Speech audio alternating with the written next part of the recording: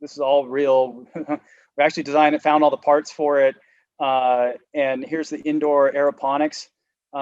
So lots of grow area. You notice the walls are all completely covered with grow pods, and then solar panels all over. That's Bravo Pod there, connected with a vestibule for entry. This is a clear roof to allow some of that sun to come in. We had aquaponics in here. Again, lots of grow cups everywhere. HVAC system all sized. And the cool thing is the maintenance is all down below it. So you have your separation of purposes. You have your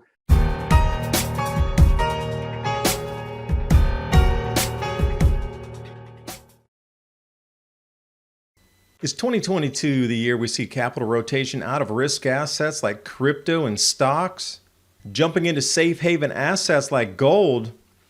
Gold investors haven't been losing sleep over the stock market's taper tantrum, with Blackstone warning of a lost decade, quote unquote, where stock market returns are anemic. We have Goldman Sachs, Bank of America, and Wells Fargo all forecasting gold over $2,000 an ounce in 2022, and Bloomberg says there's a potential for $3,000 per ounce on their price targets. Learn how simple it is to add physical gold and silver to your portfolio ahead of the rise in inflation and predicted price rises. Patriot Gold Group has the no fee for life IRA, where your IRA or 401k can be in physical gold and silver. Call 1-800-356-4470 and get a free investor guide today. And with the knowledge that Patriot Gold Group is Consumer Affairs' top-rated gold IRA dealer from 2016 to present, click on the link in the description box below for more information. And now on with the video. And good afternoon, everyone. Jeff Raymond. Remember, he and I did March 2017 an interview, The Real Martian. You'll find that in my playlist, where we were talking about agriculture, indoor agriculture in snowy and cold weather environments for bioregenerative food and energy production systems. Because it's great to talk about a problem, and you could do that all day long and just feed the fear. But what about a solution that people know they can take action, know that there is a possibility for them to move through this the best way possible, with the best chance of, still living and thriving during these changes?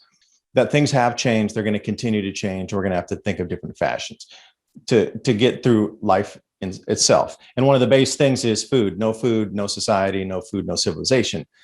This is going to be a solution-based episode more than it is, talking about the problem. But we do need to frame it on what both Jeff and I see in the next 3 months, 6 months, 1 year, 2 year, before you might realize why you want to think about indoor ag or greenhouses or just ag in general that you can put some automation into. So Jeff, thanks for joining. I'm not just pointing out the United States. I say global leaders, they want control. And the problem is they want power, and power corrupts, and absolute power corrupts absolutely. And that saying, those old sayings are so true. And we're seeing that, we're seeing it. They have said, well, we don't want to scare everybody. And then they scare everybody. Like all of the leaders now that we have, I shouldn't say all, that's stereotyping, but the ones that are big, that are out there making the moves, they're using fear to get you where they want you to be. And I'm not a fan of that. I don't think people should give in to fear. I think that's wrong. I think it doesn't mean that I'm not afraid, but what we should be doing is creating an environment where courage is allowed to flourish. Tough times make strong men and women, and we need to start embracing that and getting to it. But maybe that's a little bit of a sidetrack. You just said it and I felt like saying it. So it's an interview. Yeah, well, here's another thing, with the Eat and Grow systems, you're talking about year-round food independence. And see, that's what people don't get, is the supermarkets have always been full all year round because supply chains work. Because if we were limited to what we could grow, we would get a harvest once a year off of traditional farming. Would that carry you through? A lot of holidays around the world, from Chinese New Year to Thanksgiving, et cetera, are all about the last of the food before the new planting season comes in, and giving thanks for the abundant harvest at Thanksgiving here in the US. But right now, Chinese New Year, happy year of the tiger for anybody out there. Did you notice the spacing on it right now? They've come through the entire winter, so they've used up a lot of their stocks. So then they would take inventory of how much food they had left or didn't have left. And we're talking hundreds or thousands of years ago, because what you grew is what you got. So then they would take stock of what they had now, and then that would be prepared in one last giant feast, enough to get everybody hopefully into the planting season. And then, families would share with others. And it was all about, okay, maybe you have a little more stocks, and these community or families didn't. So you'd have the giant feast so everybody could eat, and then get that last, like I say, that last bunch of calories to get. And then, the planting season will begin in just another month or so. In some latitudes, not all, but, you look here, we'll be able to start to get out planting next month in March for sure. Now, the late freezes scare me, but the whole point of that was year-round food independence. People just don't get it, that you get food once a year in a traditional crop rotation. So Where does that leave us with getting food in a broken supply chain on year-round deliveries? Yeah, that's exactly part of the problem that we're looking at. And David, do you mind if I were to share my screen real fast with the audience? Please do. I think maybe some of your audience may not be fully familiar with our story at The Real Martian, so I'm just going to do a quick. This is on our Eat and Grow Systems webpage now, eatandgrowsystems.com. You can go there and check it out. But this is kind of how David found me, is when we built the Hab here. And thanks to Wrangler Star, if you haven't watched his channel, go check that out too. All part of the YouTube community here, who kicked off our channel. But we built this really large solar panel based greenhouse. It ended up being modified from this even. Let me get some more pictures here. Try to zoom in a little bit more. But here on the right, we actually turned it into the passive solar greenhouse concept. That's where we kind of ended up with it. Fully solar powered, anaerobic digester. We had 4 levels of growing capability inside of it. We grew $15,000 worth of microgreens. We grew potatoes. We raised rainbow trout, all automated, all controlled with an app. By automated, the control systems, the watering, temperature control, HVAC, all that stuff were all automated. We had to go in and harvest still, which is still a lot of work, and we have plans for that in our new versions. But I've actually partnered with Bart Womack at Eat and Grow Systems, and we are now business partners. And he separately was building what we call LifePod, which is essentially a mobile version of the Hab with a few less capabilities, but almost the entire thing. And he's very successful at that. Here you got some pictures of lettuce and basil and everything growing inside, doing some strawberries vertically, and aquaponics. He was growing tilapia in it, and we did rainbow trout in ours. But we had he was really looking at the food side, and I was looking at the food and energy side. I really think it's key that this is about the energy, because it takes energy to create food. And if you come up with a lot of systems that are energy inefficient, then the return on investment, whether in time or money or lights or whatever you put into it, is negative. It sucks instead of provides. So this is what kind of got us all started. And when David and I are talking here about this indoor system, we call it the Genesis system. And we submitted a patent for it, bioregenerative crop and energy production system for terrestrial and non-terrestrial uses. That is the full name of our patent, kind of a mouthful. But this is where we started, and we started big. We kind of went against the grain. We're like, hey, let's build a big one first, because then we can just find other people's parts and we can throw them all together. When you make things small, it takes a lot of time because those parts don't exist. You have to go get those parts. So we got this big thing. We use pallet racking, wood, pond liner, stuff. And we built this huge thing. This is 80 feet long by 40 feet wide. I think it's huge. And 22 feet at the top. And lots of great videos on my site, hundreds of videos on the build of this thing. So you guys can go check that out. But it was working. It was working really, really well. And then unfortunately, it collapsed in a snowstorm a few years ago, about 4 years ago now. 4 years ago, 3 years. And we had 2 feet of snow in 48 hours. I couldn't keep up with it. And what happened is it got on the insulated side of the greenhouse here, and it formed a little bit of ice, and that's all it needed. And this whole thing came collapsing down. Videos on that on our site as well, if you want to go see the results. It was a very sad day, very, very sad day. So my wife and I had this decision point. We're like, okay, are we going to keep doing this, or are we not? And we decided, you know what? God has brought us this far. We've invested a lot of money. Let's take the risk. We're all in. right? So not long after that, I left my job of almost 10 years, successful, high paying, good job. And we took the risk. We're living on faith, partnered with Bart, got Eden going, started hiring people, did the design of the new one. Here, let me show this. No one's ever seen this. This is Hey, because Jeff, you and can I I ask have, you a quick question since you had that image there? What about your solar panels with snow on them? Because I remember before you said you'd have to get out there pretty frequently and get the snow off the panels. So just anybody who's thinking about solar panels for use as a backup or primary source in a snowy environment, can you give a little thought to problems you encountered or wins that you had using that there?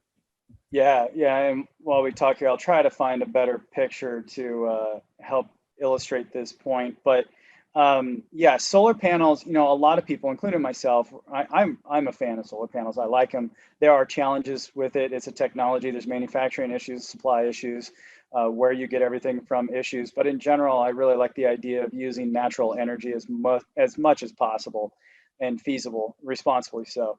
Um, but a lot of people are a little too what's the right word? They're a little too hard up on it. They think it's like the end all be all solution. And if you have get solar, save the world. Well, actually, no, you're not going to, because let me tell you how well solar works when there's 3 feet of snow on the ground. It doesn't at all. It's a zero solar panel system. There's no place to put the snow. It's really difficult. If you have a solar array like ours, it is really, really difficult to manage the snow. Eventually, you just give up. You can get the snow off of it when it's like a few inches. You can clear it and let the snow. Once you get enough solar panels uncovered, then you can actually get the sun to take over, and it will actually melt off pretty fast. But when you talk about the dumping that we have, um, and what I think people are going to face a lot more of, solar is not a long-term solution. It is an excellent solution for the medium term. Here's a better picture for everybody. Sorry, let me make that bigger so you all can see it. So what you're going to see in this picture is a few things that we changed because of the snow. One, we needed more sunlight coming in because the energy requirements for having everything artificially lit is just too high. You need to use as much natural lighting as you possibly can, and you need to use that all year round. You'll notice off in the corner, I'm not hiding anything. These are propane tanks. We had, with the temperature deltas that we have, during the day, you hardly need any heating at all, but at night, you got to have heating. And the whole backside of this greenhouse here, the hab, is fully insulated with 4-inch thick waterproof insulation. And we sealed all the stuff as best we could, but you still need, I think it's 250,000 BTUs to heat this thing. And let me tell you, when you walk by 2 500-gallon propane tanks and that heater kicked on, all you heard was as the propane just sucked out of it. So there are better designs in this. I'm not saying, by the way, the Genesis system is not saying that this thing is the design. This is what we did to prototype our ideas, and we learned a lot from it. But these solar panels, this is almost 20 kilowatts of power, and it's enough to power our entire ranch, as you can see here in the picture. But once you get snow on it, and I think it was one of my first videos, once you get snow on this, you just cannot keep up. And what happens is snow slides down. So then I take my tractor and I plow the front of it. But you trust me, when you have a lot of money tied up in solar panels, you don't get too close to it with a tractor that can break it. So you kind of stay away for safety, and you blow the snow, and the snow will come off to a certain point, but eventually it just starts to back up, back up, back up. And you just need a clear day and a lot of clear days, and eventually it will slide off and melt.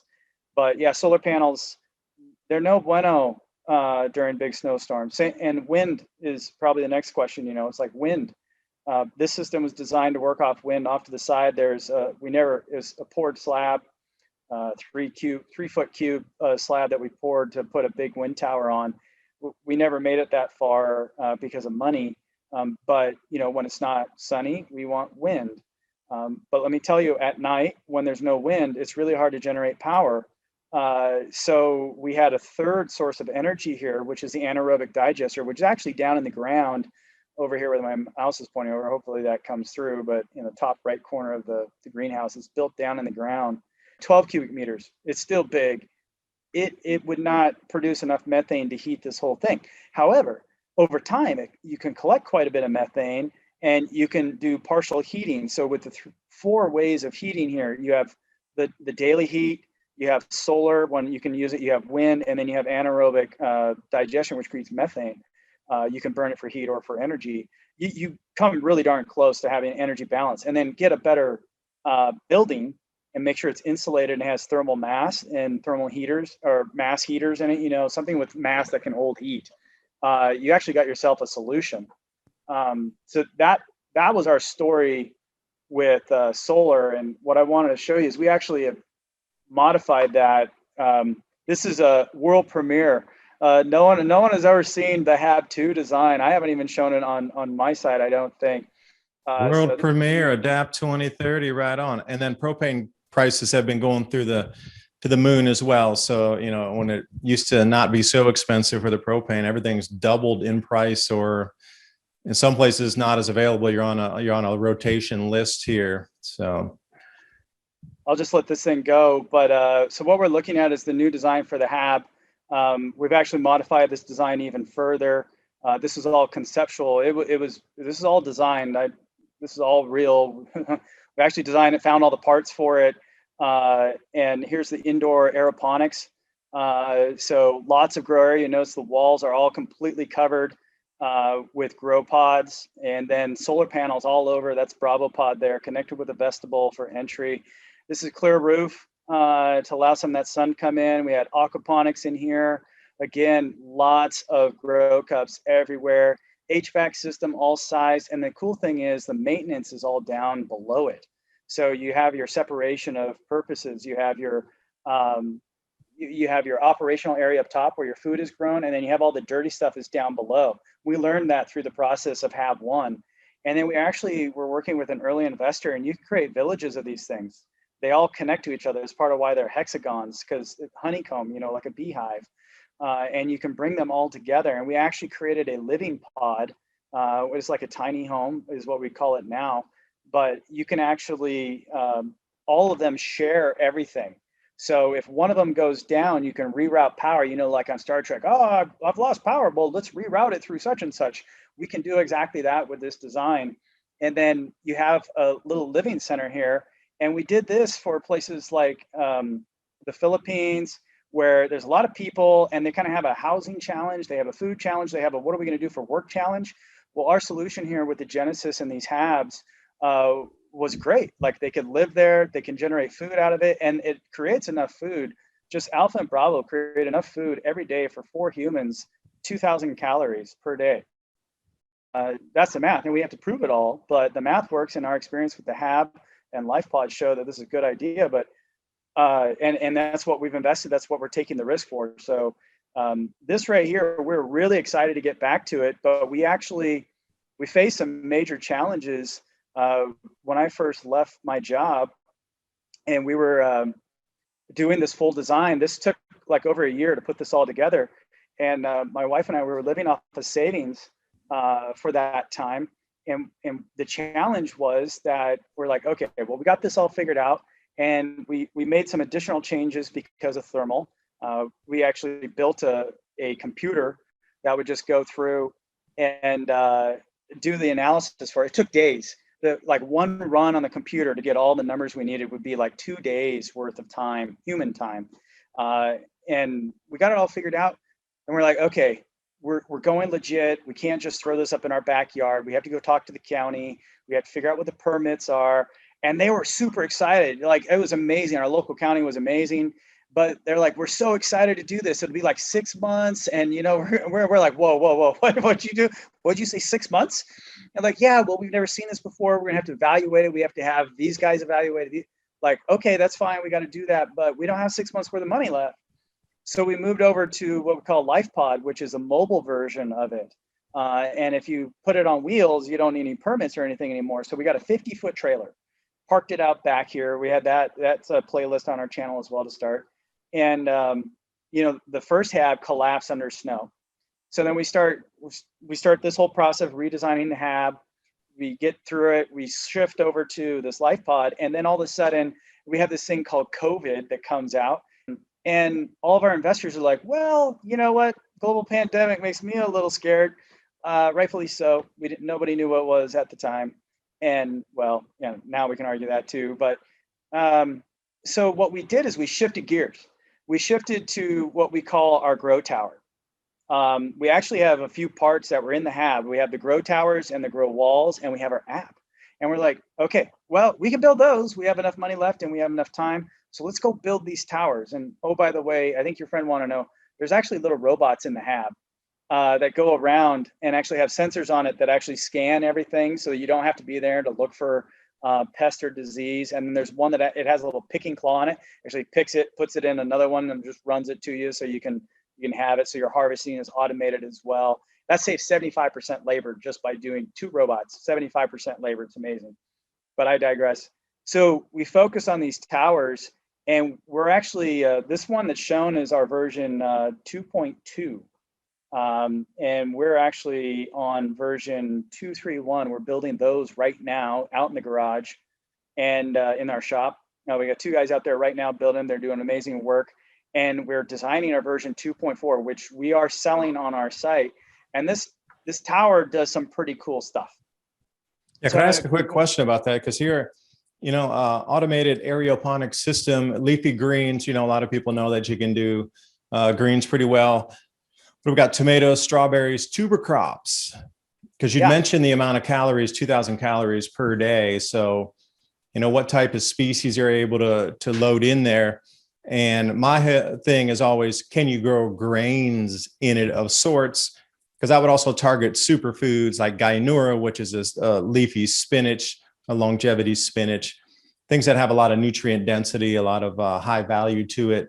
So walk me through that process there of what we know traditionally, tuber crops, root crops, that's something different. And then could we put some grains in there too, and maybe do a target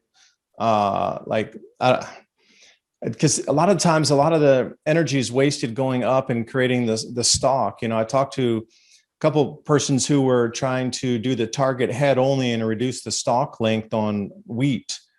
And this was going to be an indoor ag setting as well, to try to reduce that down to 4 to 6 inches and have all the nutrients coming in, but still have the head the same size. And this is specifically for wheat, but that's what it is. So I guess, is that too many questions at one time? No, the listeners out there? Yeah, I think I can work through them here. So let's start with the first one is, tuber crop. What kind of crops can we do? Now, you're right. Traditionally, I think this is what you meant. Traditionally, when you look at, actually let's step back to make sure everybody's on the same page. So when it comes to the definition of terms like aquaponics, aeroponics, hydroponics, people can get confused, but let's make it really, really simple. So normally when you grow food in the ground, you're just growing food in the ground. It's just agriculture. If you want to grow food without using dirt, we call that hydroponics, where you're taking a liquid nutrient solution and in some way, shape, or form, you're getting that nutrient solution to the roots where the plants need it. And there are different varieties of that. But what we're doing is taking the word hydro, water, ponics, growing, putting it all together, and that's hydroponics. Now, within the family of hydroponics, because it is what everything we're talking about is, hydroponics is just simply growing things without dirt. You still need a media of some sort.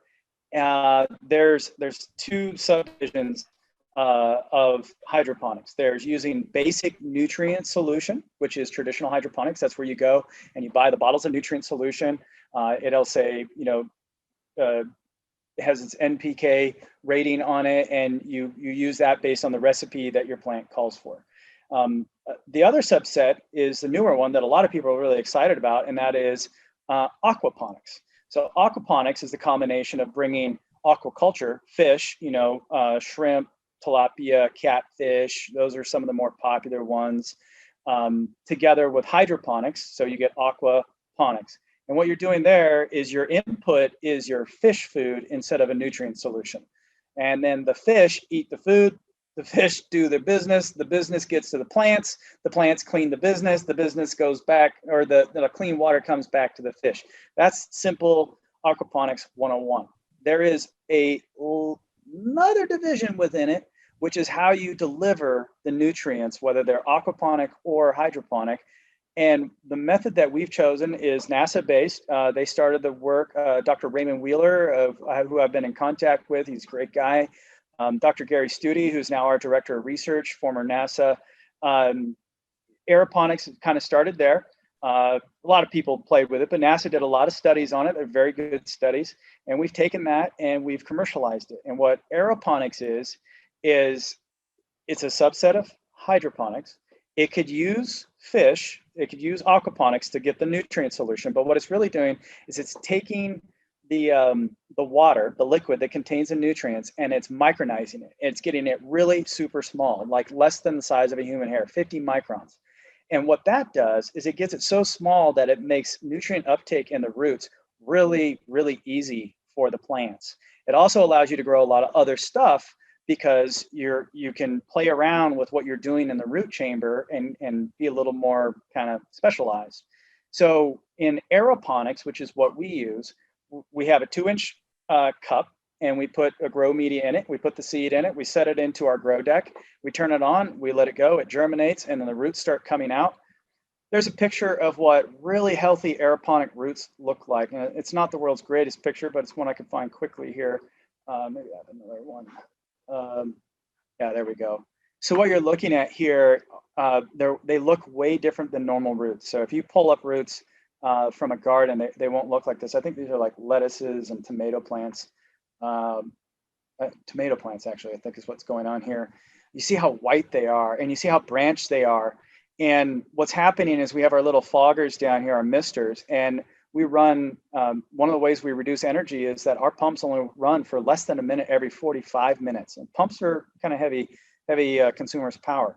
So because we don't use constant running water, which is an energy problem. It's a great way to grow things hydroponically, but it sucks up a lot of energy. Pumps take energy. So we just use it very selectively. It comes with challenges. Now, we have to have battery backups and things like that to make sure the pump's always available. But as long as it's hitting that 1 minute every 45 minutes, you get beautiful roots like this. And because it's aeroponics, it sucks up those nutrients a lot faster, with a lot more efficiency. And because it's a lot of air in here that gets disturbed, you have a lot more oxygen getting to your plants. So you get a lot faster, a lot more vibrant growth. And we're seeing that. We're seeing all those things come as we go through the process of learning. So our towers that we have now, next question. That's the methodologies. What can you grow in the towers that we've done? Let's start with the competition and what I saw when I started in this space. You could get all these little desktop things, the consumer level, hey, I want to, grow a head of lettuce on my kitchen table. And you pay me $200 and you get this little thing that will grow leafy greens or strawberries. And that's good, but it's not really a value add. It's more like a prop. It's like hey, look at what I'm doing. We wanted a system and a solution. We demanded a solution that would grow food that you could actually eat and make meals from. And so we actually have multiple variations of these towers. I'll zoom in here, where all of these towers can grow root crops. They can all grow carrots. They can all grow onions. They can grow beets. We've grown that. We've got videos on that. All these things we've grown. And the tower that's not shown here, but we do have videos of up on the Real Martian, is our potato tower. And that one we've just successfully figured out. We had to call the guys at NASA and talk to our director of research, and we got it all figured out. But it was a little bit of a trick to getting all the potatoes to tube. They grew great. We had these huge canopies of potato plants, but we weren't getting the tubers. And we finally got the tubers to go, so we were able to actually grow potatoes. That tower's not shown because we're redesigning it based on everything we learned. But we have a single deck that has no reservoir on it. All these towers are meant to be connected to each other. They can buddy breathe. So that means the towers that have reservoirs, our reservoirs are what we call bimodal. It's not because they don't know who they are. It's because they can do things multiple ways. They can operate in hydroponics. They can operate in aquaponics. So it's a 60-gallon tank. And whether you want to put nutrient solution into it or you want to raise fish, you can do that. And then they're heated as well, which none of our competition has. and then you put filters on and stuff for fish mode. But one 60-gallon reservoir can feed up to 15 to 33 of these towers, daisy chained to each other, so that you only need the one reservoir. You just got to keep it filled, and then the water goes to all of them. Depends on what crops you're growing, but that's why there's a range.